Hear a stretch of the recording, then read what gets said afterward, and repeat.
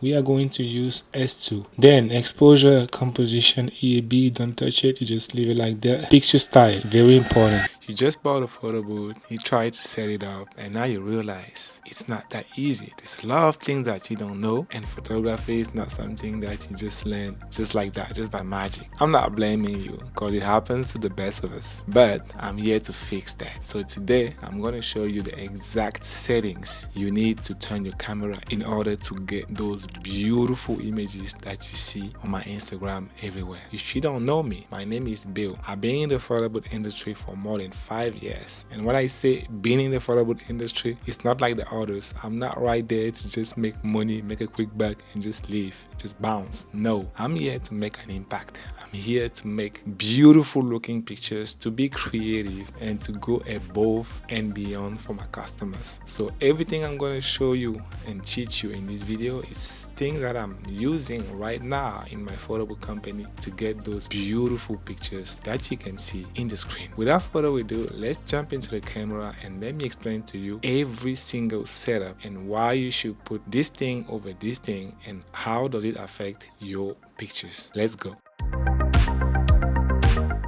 Okay, let's go. So now we are on the camera. The camera I'm using is the Canon R100. Let's just say you just got the camera and you are trying to make the right settings to run your photo booth very smooth, very efficiently, and get beautiful results. First thing you want to do is turn this thing on. Turn it on like this, and then you go to the menu. The menu is right there. You click on the menu button and you start with the first page, which is image quality. Very important. You get inside there, you're gonna see that you got RAW and you got JPEG. What's the difference? RAW is for professional photographers because it got us a lot of information and it gives you like the flexibility to edit the pictures as you wish and adding a lot of stuff to it. The JPEG is the more simple format, and this is the one we are going to use for the photo booth because it takes less space. Okay, so in JPEG you got a lot of options. You got this one, you got L, you got this L, you got M, S1, S1, S2. Which one are we going to use? We are going to use S2. Why? Because you can see that the average picture is going to be 3.8 megabytes, which is pretty light, and the format is going to be 2400 x 1600. And this is important because when you are going to make your templates, make sure that you got the right format and the right ratio, because if you don't have it, the edges are gonna be cropped. If you've made it this far in this video, that means you're getting a lot of value from this video. So please guys, hit that like and subscribe button, hit the comment section, just text me whatever question you have in the comment. I'm gonna be glad to reply. Guys, I came from Paris to the US and my goal is to have the best photo booth company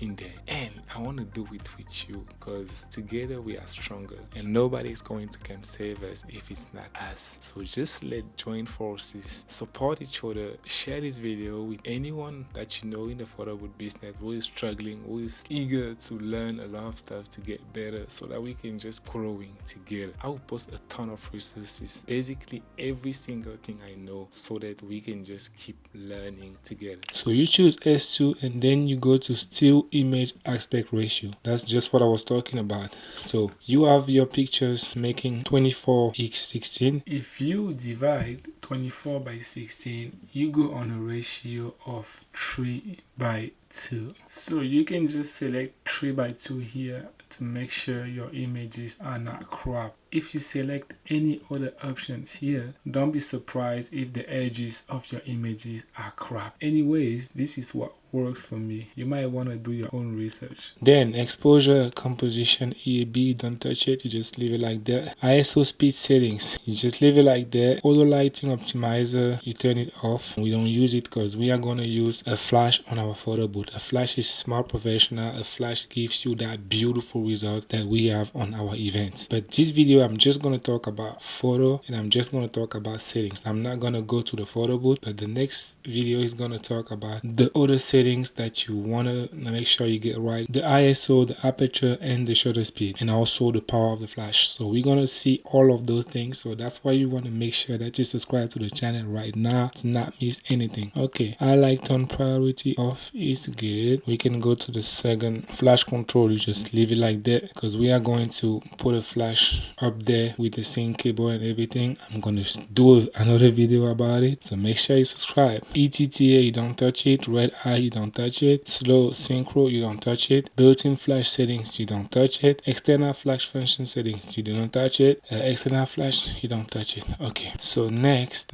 is the third row. Picture style, very important. Landscape, okay, we can leave it landscape. Lens aberration correction, you don't touch it. Long exposure noise reduction, off. High ISO speed and out, off. Dust delayed data, you don't touch it. So now let's go to the fourth one. IF operation, this is very important. One shot, this is just for the focus. Like IF method, you have the zone, you have 1-point autofocus, you have spot autofocus, and you have tracking. Why am I choosing zone autofocus? Because when you are going to have large groups, you want to focus on all of them. You don't want someone blurry or something like that's not looking good. So I'm choosing zone AF, and that's what worked for me. Continuous autofocus, enable. Focus mode AF. Do not try MF unless you are a professional photographer. Manual focus is very difficult to achieve. And I think I forgot to say something, but this is going to be in the other video. You always want to shoot in manual, not automatic. Manual all the time, but this is for the other video. So we can go back to it. 5. MF picking settings, you don't touch it. AF assist beam firing on, okay. Lens electronic MF off. Focus control ring focus, okay. Everything good here. Let's go to the 6th one. Drive mode off. Image stabilizer mode on. You want to have some very beautiful stable pictures, so yeah. Review duration 2 seconds, like just the amount of time that you have to review the picture. Mirroring time 8 seconds. Export simulation enable, okay. Shooting info display, yep. VF display format, display performance, you don't even have to touch those things. Right now, movie rec quality, this is about video. We're not going to talk about video, so you just want to leave it like that. Everything you see on my screen, you can just have the same settings. So don't be shy, like and subscribe. It gives me joy. It helps me keep going forward. It helps me keep making videos, because this is time, guys. This is effort, this is energy, this is money. And if you guys are not in this thing with me, I'm out. No, I'm not out, but you'll be, obviously I'll feel great if you guys just support me. Okay, so what's next? What's next is about, this is for the media,